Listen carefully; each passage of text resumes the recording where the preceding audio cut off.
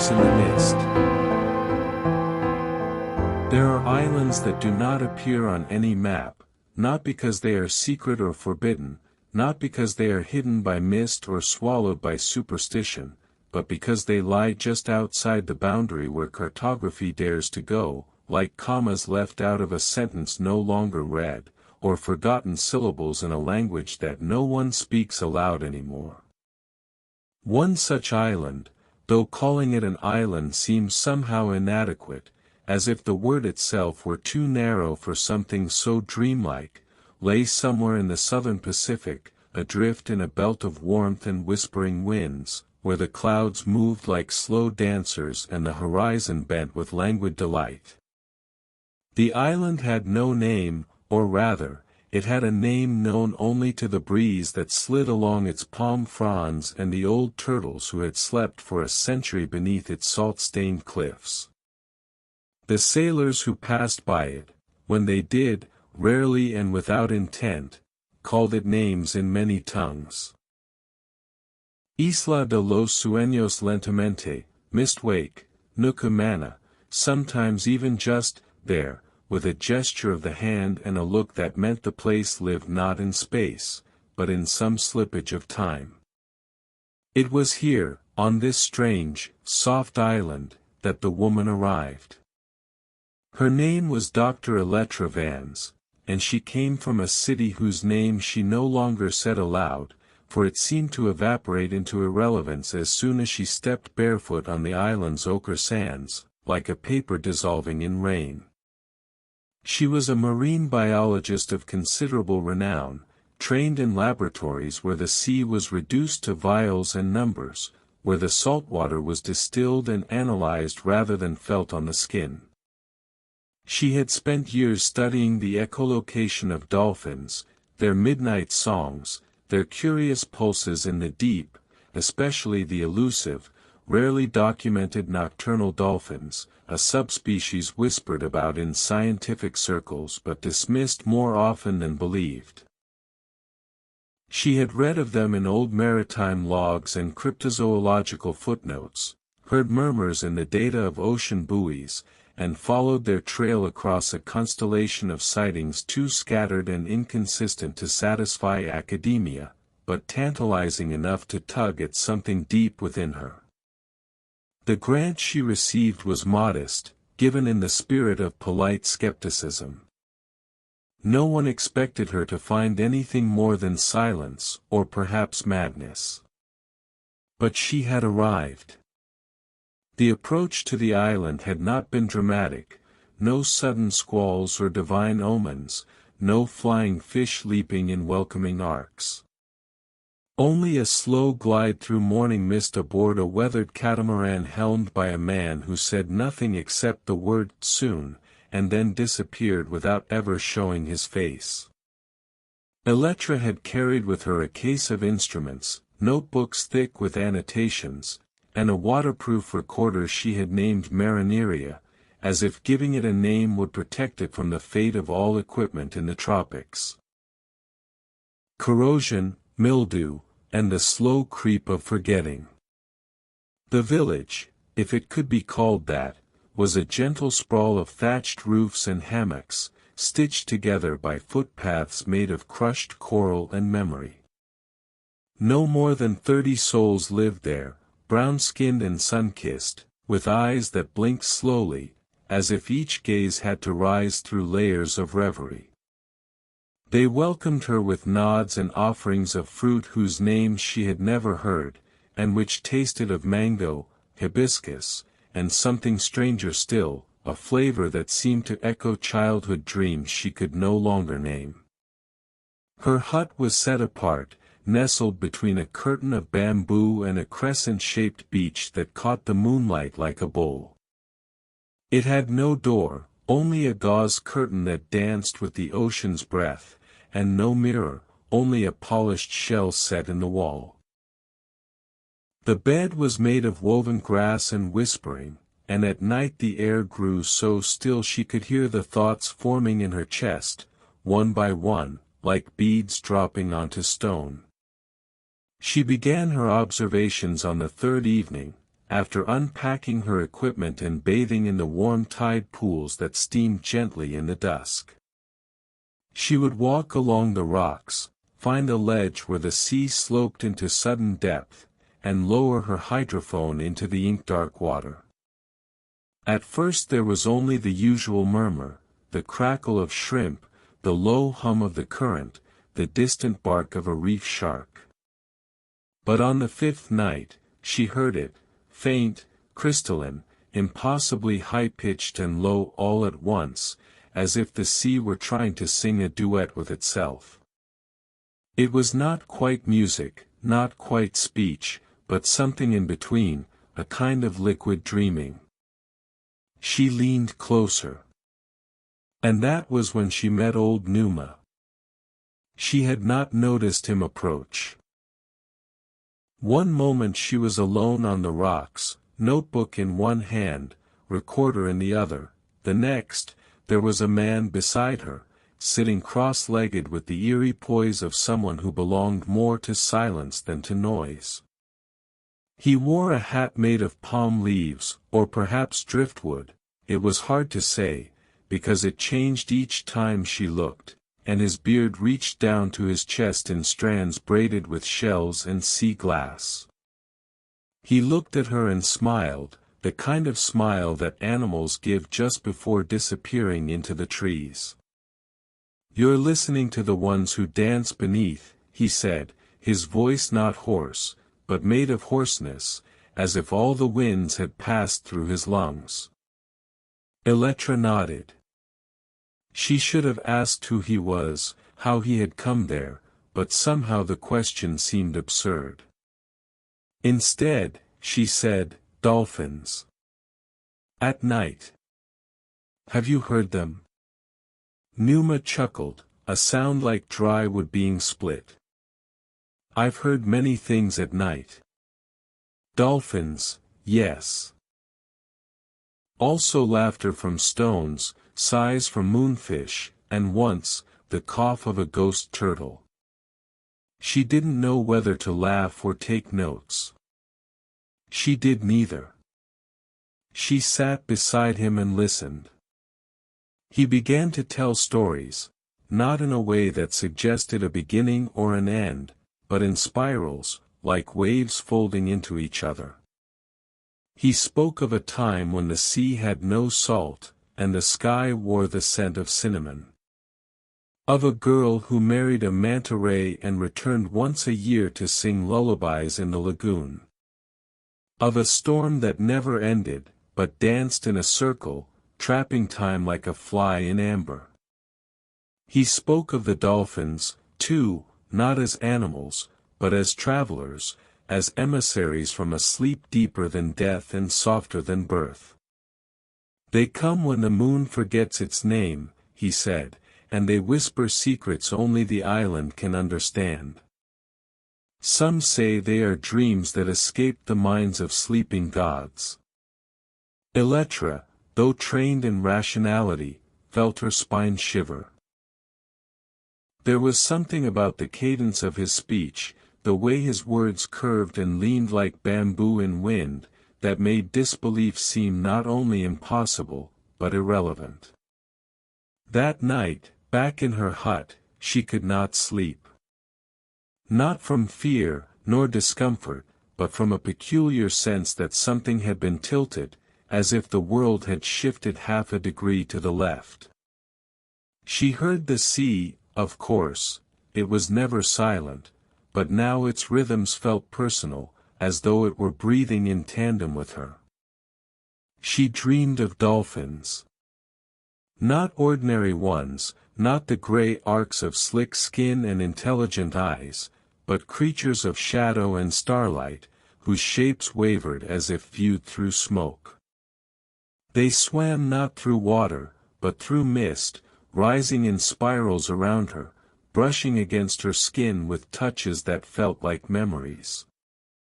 One of them looked at her, truly looked, as if seeing through the bones of her face.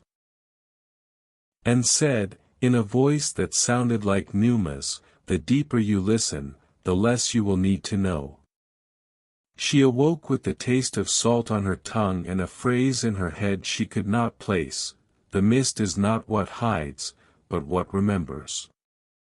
In the days that followed, her scientific reports became increasingly poetic, then fragmentary, and finally symbolic. She drew diagrams of sounds, mapped emotions onto choral structures, tried to record her dreams with as much rigor as her audio samples. The villagers noticed, but said nothing. They had seen this before. Old Numa came to her often, always at twilight, always with another story, and always with the same air of someone who was only half there, as though he were a painting dreamed by someone asleep on another shore. He told her of the mist tide, a phenomenon that occurred only once every few years, when the sea turned to smoke and the boundary between waking and dreaming became porous. He warned her, gently, that some who listened too deeply never returned, not because they were lost, but because they no longer saw any reason to be found. And she listened. Oh, how she listened! Even as her recorder filled with data that refused to conform to known frequencies, even as her notebooks became riddled with spirals and sketches that she could not interpret by daylight, even as her own face in the polished shell began to look like someone she had not yet become, she listened. She listened with her skin, with her breath, with the silence between her heartbeats. The dolphins came. But not always at night. Sometimes they appeared in the afternoon, shimmering between waves that weren't there. Sometimes she saw their silhouettes floating above the treetops, as if the air itself had become water. Once, she awoke to find one in her hut, though the floor was dry and untouched. It looked at her, smiled, not with lips, but with the entire curve of its being. And vanished like laughter in fog. And always, the mist grew thicker. Not the oppressive mist of storm or gloom, but a gentle, silvery haze that seemed to rise not from the sea, but from the stories themselves, a vapor of meaning, memory, and mystery, curling through the air like incense from a forgotten temple. Elettra Vans, scientist, skeptic, solitary seeker, stood on the edge of something she could not define. And the island waited. There are thresholds we cross without knowing it, thresholds of sleep, of thought, of sanity, and sometimes they take the shape of a sound, or a scent, or a glance from an eye that isn't quite human. Elettra had crossed one such threshold, and though the sand still burned gently beneath her feet and the waves still broke with sleepy regularity upon the coral bones of the reef, the island now whispered in a different tongue, one she felt rather than heard, one that threaded its vowels through the movement of shadows and the tilt of the palm fronds at dusk. The villagers, for their part, had begun to withdraw slightly, not out of fear or disapproval, but with the instinctual reverence given to someone who had entered a different layer of reality. They watched her from doorways framed in woven matting, offered her food with careful fingers, and no longer asked her questions. It was as though they sensed she was no longer entirely theirs, that she had begun to breathe the breath of the island in a way that could not be undone. Each day Elettra ventured further from her instruments, though she still carried them with a kind of devotion, like talismans more than tools. She lowered her hydrophone into the tide pools at dawn, into the lagoon at twilight, into the cliffside chasm the locals called the mouth of the sea that sleeps. And the sounds she recorded were not sounds, not exactly, more like textures of silence, murmurs made of velvet and echo, glimmers of what a voice might be if spoken by water rather than air. She began to dream in languages she had never learned. Sometimes she would wake with entire paragraphs in her mind, flowing and ornate, their grammar like ocean currents, not linear but spiraling, recursive, as if each thought were folding back into itself. She wrote these down in her notebooks, though she no longer recognized them the next morning. And always, there was the presence of the dolphins, those shadowy, ethereal shapes gliding in and out of her awareness, sometimes singing to her from beneath the floor of her hut, sometimes swimming across the sky at noon, their bellies reflecting the sunlight like scales of memory. And Numa, always Numa, like a stone that stayed still in a river, like a face the tide refused to erase. She would find him wherever the air grew thickest with dream, by the great banyan tree that hummed at night, by the volcanic spring that bubbled with laughter, or sometimes simply already seated beside her before she arrived. He never asked questions, never explained, only told stories, spiraling, each one less like a tale and more like a map to a place that wasn't there. He spoke of the moon that forgot its shape, of the fisherman who married a whisper, of the salt that sang, and always, of the dolphins. But he never called them that. He had a dozen names for them: Velanui, those who glide through mist; Olofe, singers of lost names; Narahalu, dreaming beasts who remember us. And he insisted they were not creatures in the usual sense. They were not born, he said once, sipping a tea made of boiled blue petals and something that smelled like old rain. They arrived. Like stories. Like fog. Like sleep. Elettra, who once would have dismissed such words as the result of prolonged isolation or an active imagination untempered by reason, found herself nodding in agreement, not because she understood, but because something within her recognized the shape of the truth behind the metaphor. And then came the nights of the double mist. It began subtly, with a difference in the way twilight fell, less a dimming, more a thickening, as though the air were becoming honeyed, textured, filled with drifting particles of possibility. The villagers lit no lamps those nights, spoke only in whispers, and many slept in circles, heads touching, as if afraid to be caught alone in the space between dreams. On the first of those nights, Elettra heard the sea calling her. Not in words, not even in sound, but in that same felt language that now permeated her thoughts.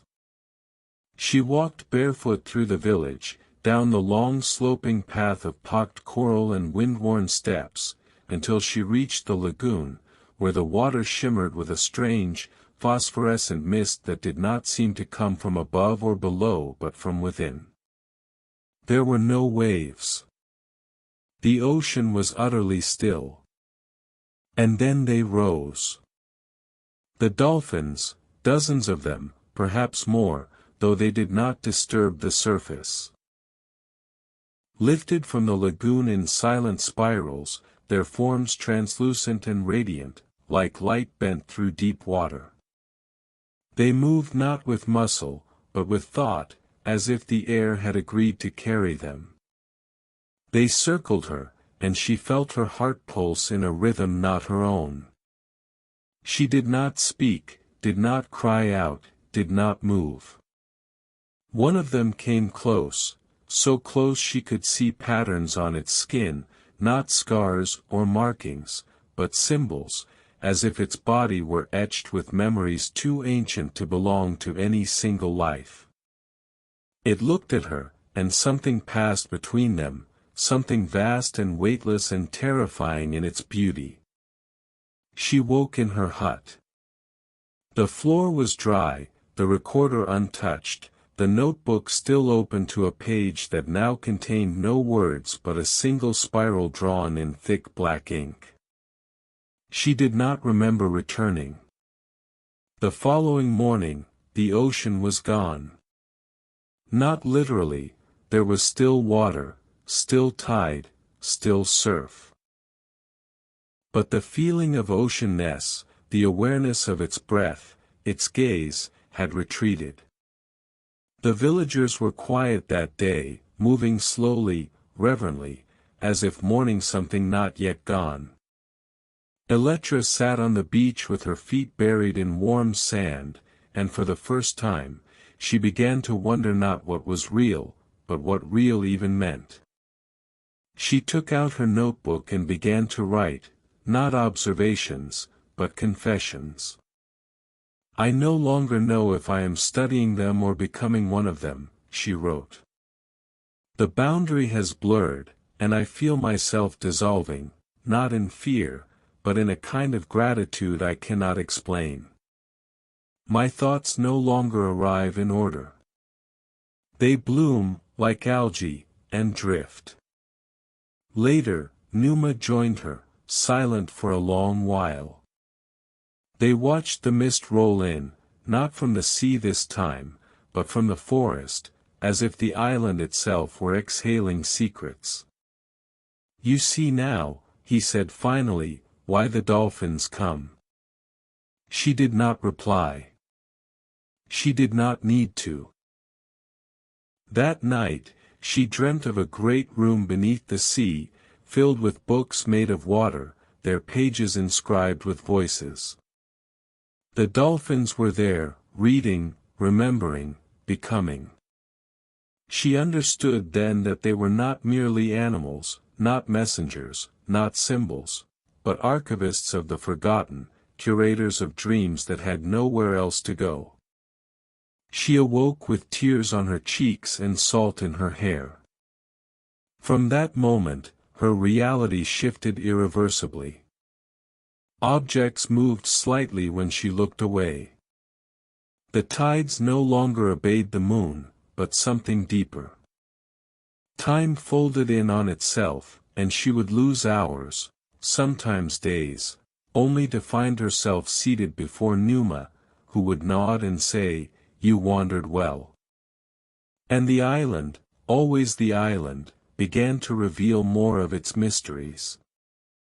She followed paths that had not existed the day before, found pools where fish swam backward in time, stood beneath a tree whose bark whispered her name. She came upon a woman carved from obsidian, sitting in a throne of driftwood, eyes closed in eternal meditation. When Elettra touched her hand, she felt a rush of images, not memories, but possibilities, coursing through her like wine through reeds. One night, during the height of the mist, Numa brought her to the cliffs. "The time is near," he said, and though she did not know what he meant, she felt her bones agree. Below, in the darkened sea, the dolphins waited, not swimming, not singing, simply being, suspended like thoughts waiting to be spoken. The mist grew thicker, swirling upward, enveloping them both, and Elettra felt herself falling inward. "You must choose," Numa said. "To go deeper, or to go back." "Back to what?" she asked, her voice barely a breath. "To who you were. Or who you were meant to be." The dolphins began to rise. Not toward her, not away, but around, circling, not her body, but herself, her center, the shape of her presence. The mist entered her mouth, her lungs, her heart, and with it came the memories, not hers, but others. A child dreaming of whales. A sailor lost at sea whispering to the stars. A monk who had once listened to waves for 40 years and had forgotten his own name.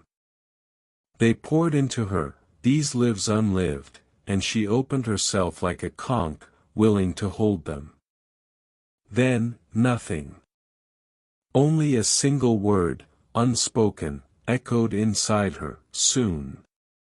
She awoke again, this time on the roof of her hut, though she had no memory of climbing it. The villagers no longer looked at her the same way. Some bowed slightly when they passed. Others left flowers woven with silver threads at her doorstep. And Numa, when next she saw him, gave her the spiral shell he had always worn around his neck. "You will need this," he said, and disappeared into the mist. In the heart of the island, far beyond where the known trails curved and vanished into curtains of vines trembling with nocturnal dew, there existed a place that no map had ever dared to draw, a clearing surrounded by trees that sang in a harmony too low for ears and too slow for clocks, a circle of quiet that breathed with a rhythm older than wind. It was in this sacred fold of the land that Elettra found herself one morning, though she had not planned the journey, nor packed food, nor consulted the sun to measure her direction. The path had unfolded beneath her as if the island itself had extended a fingertip to guide her inward, and she had followed with the certainty of one who no longer required certainty to move forward.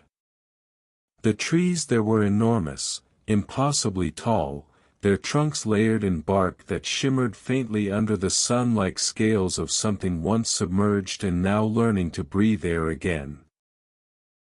They leaned slightly inward, not oppressively, but as though attending a tale whispered by the center of the earth. In their shade, time slowed and then paused, as if to listen.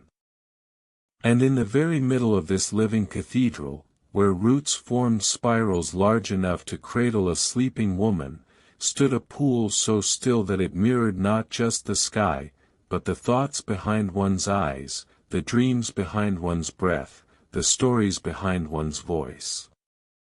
Elettra stepped to its edge without hesitation, not from bravery but from a deeper trust, the kind a child gives to the sea when diving for the first time. The water did not ripple when she approached.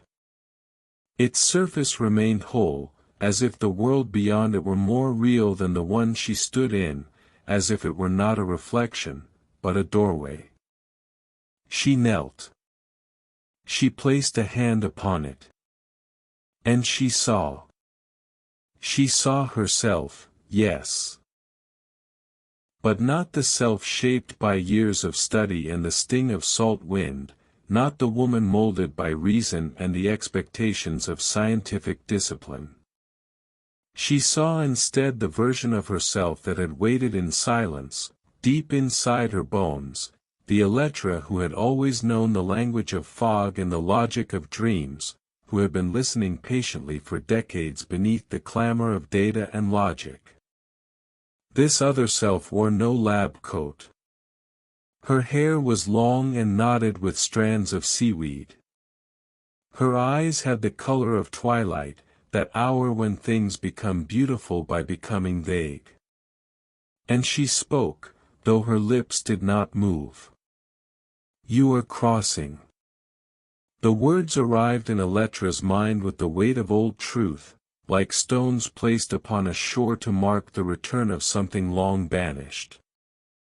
And as she heard them, she felt the island beneath her pulse again, as it had the first night, that low, ancient heartbeat that made the bones hum and the breath catch. Days passed. Or what resembled days, though the distinction between sun and moonlight had become increasingly ceremonial.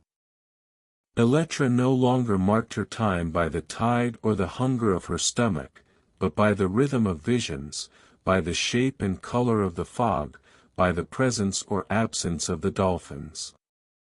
She began to dwell in two places simultaneously, the physical world, where she still walked and breathed and touched the bark of trees and the edge of coral, and a subtler realm, where thought had texture and silence had shape, where the line between memory and invention was no longer relevant.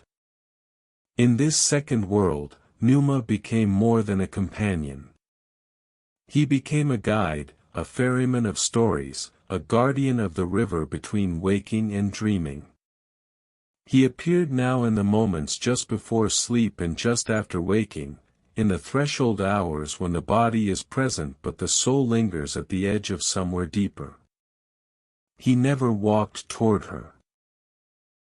He was simply there, seated beneath the tree of breath, or standing by the black basalt stones that formed a broken circle near the cliffs, or crouched beside the lagoon's glowing edge with his hands cradling a shell that hummed faintly, as if singing to itself. And when he spoke, his voice came from more than his mouth. It came from the air, from the ground, from the fog itself, and the stories he told began to change, to take on shapes that resembled Elettra's own thoughts, as if they were being formed not by memory but by shared dreaming. He told her of the night whale, who swallowed time and exhaled days. He told her of the coral singer, a being who could make stones weep. He told her of the sky that fell in love with the sea and was never seen again, except in the curve of waves and the longing of clouds. One evening, as the mist thickened into silver sheets that folded between the trees like curtains in a forgotten theater, Elettra found herself wandering toward the eastern edge of the island, where cliffs rose like the backs of sleeping giants, and the sea below sounded not with the crash of waves but with a lullaby of foam and breath. There, upon a ledge that jutted out like the tongue of some enormous, silent beast, stood a figure. It was Numa, of course. Yet the way he stood was different. His spine was straighter, his gaze more distant, and when he turned to face her, his eyes reflected the stars. Not the stars overhead, but stars she had never seen, constellations unfamiliar, points of light arranged in geometries that spoke of other truths. He raised his hand, and in it he held a small object, the spiral shell he had once worn around his neck. "It's time," he said. She approached, her breath slowing, her mind widening, and when she took the shell from his hand, she felt it tremble. "What is it?" she asked, though she knew. "It's a door." And with that, the ground beneath her feet shifted, not violently, but with the grace of understanding, as though the island itself had decided to tilt slightly, allowing her passage. The fog swallowed them both, and in its embrace, time folded. What followed cannot be called a dream, nor a vision, nor a memory, because it bore the weight of all three. Elettra found herself beneath the sea, though she did not swim. She breathed without effort. The water embraced her without resistance. Around her, the dolphins moved, more of them than she had ever imagined, a great spiral of consciousness, a dance of thought and sound that sang without voice, pulsed without flesh. They surrounded her, not as creatures surrounding an intruder, but as kin encircling one of their own. Their eyes, wide and unblinking, held galaxies. Their movements traced patterns in the water that resembled language. And in those patterns, she read truths. She saw the origin of the island, not a geological formation, but a dream made solid by belief, a story whispered into coral by forgotten gods. She saw the dolphins arrive, not swimming from distant seas, but descending from the stars in the form of light, carrying with them the memories of other worlds. She saw the villagers, their ancestors walking beside them, each footstep a prayer, each breath a note in a song that shaped reality. She saw herself. Not the self she had been, or the self she had imagined, but the self that had always waited in silence, holding space for the moment when all masks would fall. And when she reached out her hand, the dolphins sang. The sound was immense, not in volume but in presence. It filled her bones, her blood, the very space between her thoughts. It was a sound that cleansed, not by removing, but by revealing. She wept, and her tears became pearls that drifted upward, carrying with them regrets she no longer needed to name. And then she woke again, if waking is the correct word, this time not in her hut, nor on the beach, nor beneath the trees, but in a place that had never existed until she opened her eyes. It was a chamber of mist and light, of roots and stone, of water and sky folded together. Around her, dolphins glided through air as if it were ocean, and the walls pulsed with a soft glow, breathing with her. Numa stood before her, though he was changed. His form shimmered slightly, and his feet did not touch the ground. "This is the heart," he said. "The heart of what?" "The heart of the island. The place where dreams come to rest." She felt no fear, no disorientation. She felt only completion, as though the journey had not been a journey at all, but a remembering. The shell in her hand warmed. "It is yours now," he said. "You have listened. You have seen. You have felt the shape of the unseen. What do I do? You choose." And with that, the chamber pulsed once more, and everything faded. When she opened her eyes again, she was standing on the beach, the sun rising in a sky clearer than it had been in weeks, the mist lifting as though exhaled. The villagers emerged from their homes, silent and solemn. They bowed when they saw her, not in submission, but in recognition. She carried the shell in her hand, and the song within it still vibrated gently. From that day, the island changed. Or perhaps it was she who had changed. The dolphins no longer hid. They danced openly in the lagoon, their movements weaving stories that only the wind could translate. The trees whispered her name in greeting. The fog came and went with her breath. And Numa? He was seen sometimes in the corner of her eye, or in the reflection of the water, or in the pattern of the stars, but never directly. He had become part of the story, and stories do not die. Elettra no longer recorded data. She listened. She no longer documented dreams. She dreamt. And in that listening, in that dreaming, she came to understand the deepest truth of the island, that it was not a place at all, but a threshold, a breathing, luminous threshold between the known and the unknowable, between the waking world and the sea of stories that waits beneath it. The moment of reckoning came on a morning when the sky seemed made of brushed silver, as if the entire firmament had been polished to reflect the island's heart. Elettra awoke with the shell in her hand, its spiral glowing faintly, as though a small lantern burning with ancient fire. The mist lay low across the lagoon, weaving between the mangroves like slow dancers in a silent ceremony.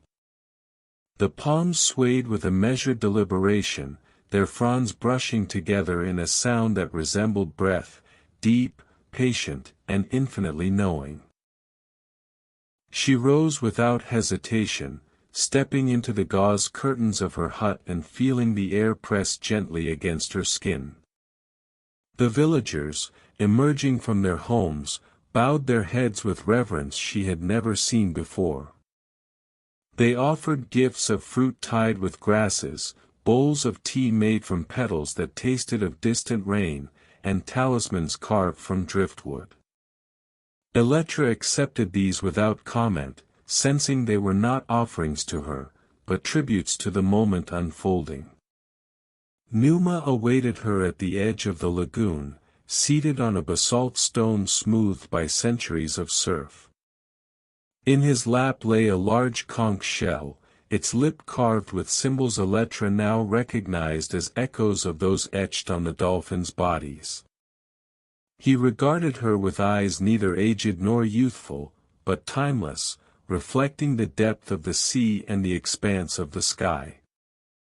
"You have come," he said, and his voice carried the weight of tides. She knelt beside him and placed her shell next to his, the two spirals aligned like twin galaxies. The conch in his hand began to hum, a vibration she felt through her fingertips, ascending through her arm into her heart. Around them, the dolphins surfaced in pairs, their sleek bodies cutting through the glassy water, eyes bright with curiosity and ancient wisdom. "Today," Numa continued, "you will cross the final threshold. You will learn whether the island welcomes you as its guardian, or whether you must return to the world you left behind." Elettra's heart fluttered, not from fear, but from a profound longing she had only just begun to name. She closed her eyes and let the hum wash over her, the vibration melding with her own pulse until she was unsure where she ended and the island began. The dolphins formed a ring around the basalt ledge, their bodies creating a living spiral that mirrored the shape of the shells. They sang then, a song without words, but heavy with meaning. A melody of birth and death, of memory and forgetting, of the cycle of waves that rise only to fall, of time that spins only to pause. Elettra felt the song move through her, at once alien and intimately familiar, as though she had known it before the first breath of her life. When the song peaked, the conch in Numa's hand glowed with an inner light that pulsed in rhythm with the music. He handed it to her, and as their hands touched, a surge of images flashed through her mind, the creation of the island by dreaming gods, the arrival of the dolphins from starlight, the weaving of human lives into that cosmic tapestry, her own journey from laboratory to lagoon, her notebooks filled with scribbles that now revealed themselves as prophecies. Elettra raised the conch to her lips. She remembered the feeling of the ocean's depth in her lungs, the taste of salt on her tongue, the weight of water pressing against her skin as she had listened in that underwater chamber. She exhaled, and the conch sang, releasing a note so pure it felt like the first sound in a silent world. The mist parted. Before them lay a path of luminescent stones curving into the lagoon, each one glowing with a pale phosphorescence. The dolphins plunged beneath the water as the stones emerged, forming a bridge that led away from the basalt ledge and toward a point where sea and sky seemed to merge. Numa stood, his shape now slightly translucent, as if composed of the mist itself. "This path," he said, "leads to the source. There, you will choose." "Choose what?" Elettra asked, though she sensed the answer within her. "To become part of the island, sharing its heartbeat and holding its stories for those who come after, or to leave, carrying its memory back to the world beyond, as both witness and messenger." She stepped onto the first stone. It felt solid yet alive, like the vertebra of some ancient beast curled into the earth. The dolphins surfaced and dove around her, guiding her forward with gentle nudges and the glow of their eyes. With each step, the world shifted, the trees on the shore shimmered and blurred, the sky deepened in color, revealing constellations she had never seen, the air vibrated with possibility. Memories, hers and others, flowed through her mind, the first time she had held a specimen of bioluminescent plankton and marveled at its light, the moment she realized data could tell only part of the story, the dream of the child she had once been, standing on a rocky beach under a sky of millions of stars, longing to know what lay beyond the horizon, The faces of villagers who had welcomed her with smiles that carried both warmth and something ineffable. She reached the final stone. Before her, the water glowed like molten glass, inviting and infinite. She knelt and placed the conch upon its surface. The stone sank slightly, then tilted, creating a small cradle that held the shell aloft above the water. A column of light erupted from the shell, ascending through the mist like a ladder of stars. The dolphins paused, circling at its base, their song hushed to a reverent silence. The entire island seemed to exhale in that moment, its trees bowing, its waters stilling, its air trembling. Numa appeared at her side, though now he was less distinct, as if unraveling into the mist. He did not speak. He merely waited, his gaze urging her forward. Elettra closed her eyes and spoke inwardly, "I choose both. I choose memory and witness. I choose to carry this place within me, and to share its breath with the world beyond." As the thought took shape, the light from the shell pulsed, brighter and warmer, and she felt a shift inside her, a settling, a homecoming of parts she had not known were scattered. The mist peeled away to reveal, beneath the surface of the water, a cavern-shaped hollow in the rock, its walls etched with carvings of dolphins and humans, of waves and stars, of spirals that spoke of cycles without end. She rose and stepped into the shallows. The water closed around her ankles and then her waist, cool and comforting. She lifted the conch and carried it with her into the cavern. Each dolphin that passed brushed against her, not with flesh, but with a sense, a knowing, as though they recognized a fellow guardian of stories. Inside the cavern, the carvings glowed softly. They depicted the island's history, the dreaming of the first coral, the whispering of the wind into the stone, the birth of the dolphins from starlight, the arrival of humans as bearers of stories, and now, the initiation of a new guardian. In the center of the carvings was a figure that looked exactly like Elettra, standing with the conch before her, the dolphins bowing at her feet. She placed the conch on a pedestal carved from black stone. The light suffused the chamber, illuminating each carving in turn, as though the stories it held were being told aloud in pure radiance. A vibration thrummed through her bones, resonating with the island's heartbeat that she now carried within her. Then the light drew inward, collapsing into the shell until the glow became a single point, and the chamber fell into gentle darkness, lit only by the soft bioluminescence of the carvings. The dolphins sang again, a low, resonant melody that seemed to speak of guardianship, of reverence, of an unbroken chain of memory. Elettra knelt and closed her eyes. She felt the shell warm against her palms.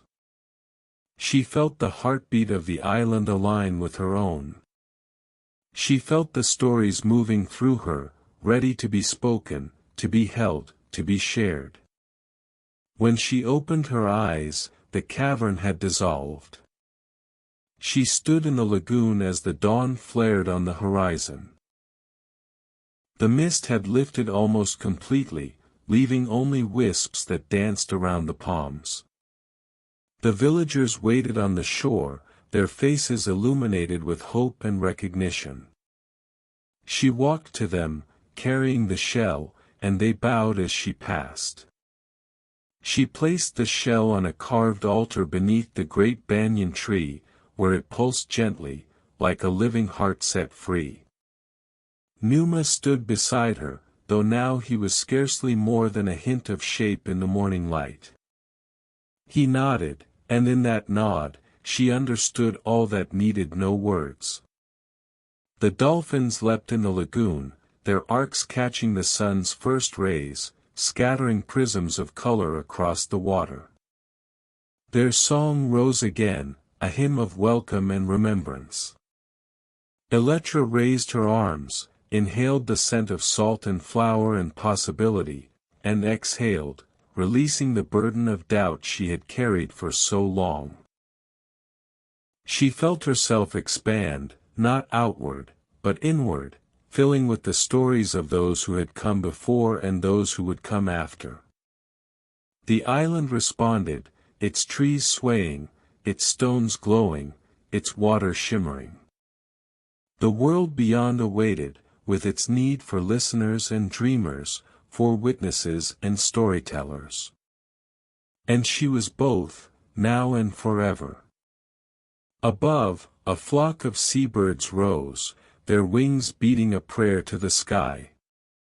Below, the waves whispered secrets to the sand. Around her, the circle of guardians, human, dolphin, tree, stone, held vigil. This was the climax of the journey, the moment when the seeker becomes the keeper, the dreamer becomes the dream, the story becomes the teller. And it was only the beginning.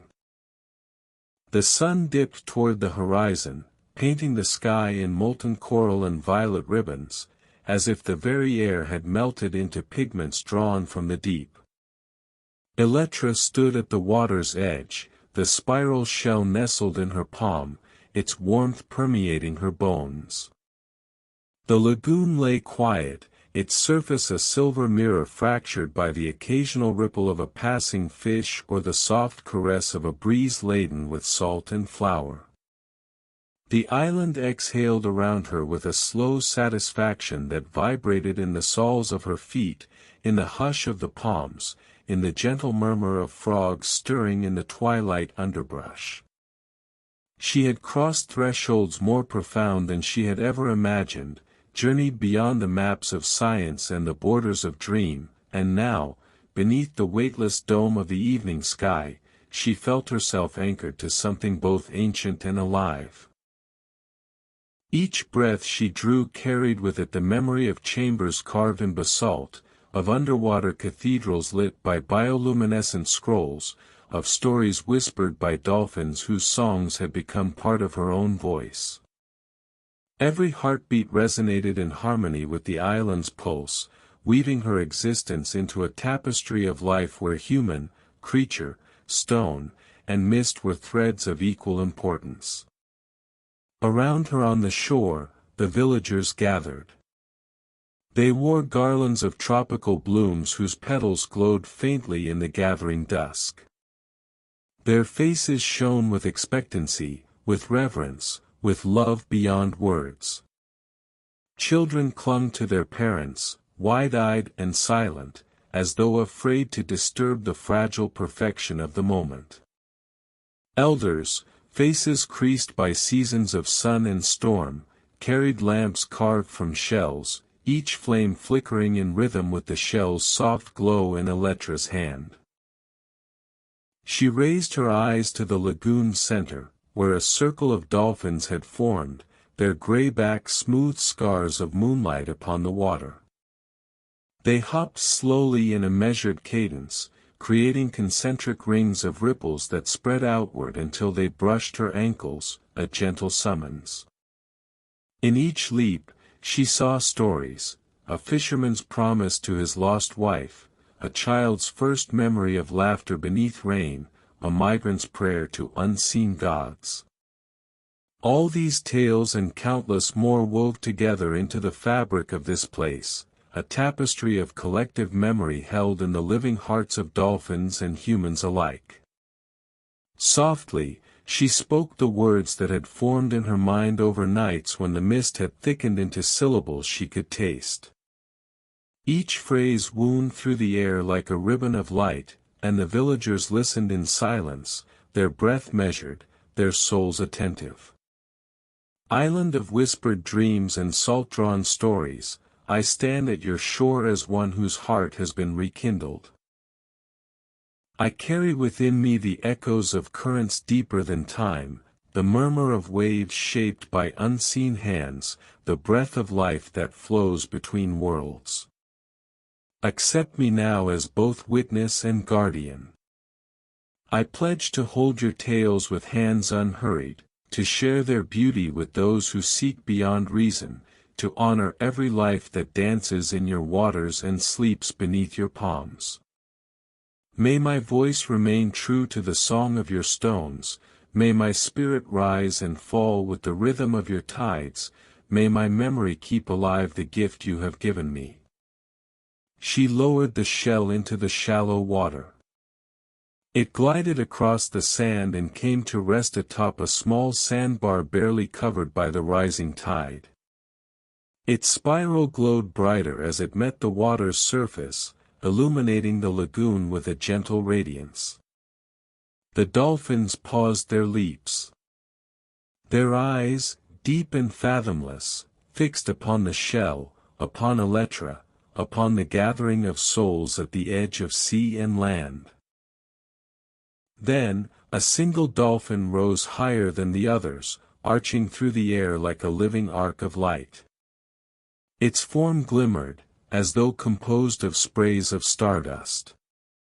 When it touched the shell with its snout, the glow surged, sending veins of pale luminescence chasing across the water's depths, reaching toward the shore, touching every face, every leaf, every grain of sand. A hush fell so deep that even the crickets paused. In that moment, Elettra perceived 1,000 silent voices speaking in unison, the sigh of coral reefs, the laughter of wind-whipped waves, the heartbeat of ancestors, the promise of futures yet undreamed. They spoke without language, without words, but she understood fully. She belonged to this island, and the island belonged to her. Tears blurred her vision, tears of awe, of completion, of a gratitude so vast it felt like an ocean. She knelt in the shallows, cupping her hands beneath the glow of the shell, letting its warmth seep into her flesh. The villagers approached, kneeling in circles around her, their heads bowed in shared reverence. Children placed shells and flowers at her feet. Elders touched her shoulder with soft reassurance. The drums began then, drums made of hollowed logs and stretched skins, each beat a pulse that echoed the island's core. As the drums spoke, the palms swayed in cadence. The tide rose to meet the shore in a slow, deliberate kiss. Fireflies emerged among the ferns, their lights flickering like tiny stars fallen to earth. A scent rose in the air, tuberose and sea spray, jasmine and rain-soaked earth, a fragrance that carried memories of every life that had passed through this place. Elettra rose, dripping with lagoon water, her hair tousled with dew and salt. She felt herself exhilarated, fulfilled, and deeply at peace. She raised her arms to the sky, welcoming the convergence of all elements. The water beneath her feet, the earth beneath the palms, the fire of lamps and hearts, the air filled with stories. In that stance she felt the boundary between self and world dissolve into pure presence. Soft voices rose in song. The villagers chanted, weaving words she could not fully decipher but whose meaning needed no translation. Their melody was carried on the wind, across the lagoon, to the distant cliffs and beyond, into the open ocean where the dolphins listened and responded with arched leaps and gentle calls. The drums joined their voices, the fireflies spun through the air like living embers, the palms brushed together in harmony. Elettra closed her eyes and absorbed the symphony. Each note, each beat, each flicker, each whisper was a promise woven between souls, that the island would endure, that its stories would persist, that every pilgrim guided by moonlight or curiosity or the silent yearning of the heart would find here a place to listen, to dream, to belong. When the song reached its zenith, the shell at the center pulsed one final time, sending a ripple of light that soared upward into the sky. The lanterns bowed beneath its glow. The moon, newly risen, cast a silver path across the water, converging with the shell's luminescence into a single column of light. In that column, Elettra saw the shape of her own future, a path leading from the island to the wider world, a line of stars guiding travelers across oceans, a bridge made of song and memory. The drums slowed, the voices softened, the dolphins drifted back into the depths. Fireflies settled among the ferns. The palms stilled. The tide retreated with a final sigh, leaving the shell gleaming on its sandbar, a beacon in the darkness. Elettra moved toward it, stepping through the moonlit water. Each step carried her deeper into her own transformation. When she reached the shell, she knelt and pressed her forehead against its cool spiral, closing her eyes to anchor the moment within her very bones. A gentle warmth rose from the shell through her hands, up her arms, throughout her body, until she felt herself full of light. When she opened her eyes, she saw the villagers standing at the shore, their forms faint in the moonlight, and she realized she was both among them and part of something larger. She touched the shell's spiral, whispered gratitude that transcended words, and rose, carrying the glow within her. The villagers parted to let her pass. Children ran to catch the glow in jars made of glass and wonder, elders blessed her path with petals and hands worn by time. As she walked back toward the beach, the palms whispered praise in rustling leaves. The water at her ankles left trails of silvery luminescence that faded only when she looked away. Reaching the sand, she turned to face the lagoon, the moon, the island that had claimed her heart. With a soft smile that held every memory, every salt breeze, every whisper of mist, every dolphin song, she lifted her voice in farewell. My beloved island, keeper of dreams and cradle of stories, I journey forth into the world beyond your shores. I carry your breath in my lungs, your heartbeat in my chest, your songs in my soul. May my path remain lit by your glow, may my words honor your truth, may every traveler who seeks wonder find in me a bearer of your grace. Farewell, until the tides call me home again. Her words drifted across the water like petals. The moonlight shivered on the lagoon. The shell on its sandbar pulsed one last farewell, then dimmed to a soft ember of hope. In that moment a breeze rose, cool and fragrant, as though the island itself exhaled a blessing. Elettra turned and walked inland, each footstep imprinting a promise in the sand. Behind her, the villagers watched until her silhouette vanished into the palms. Before her lay a path of moonlit sand leading toward distant waves and beyond, toward a world she no longer perceived as separate from the island. Every breath carried its presence, every thought bore its echo, every heartbeat marked its rhythm.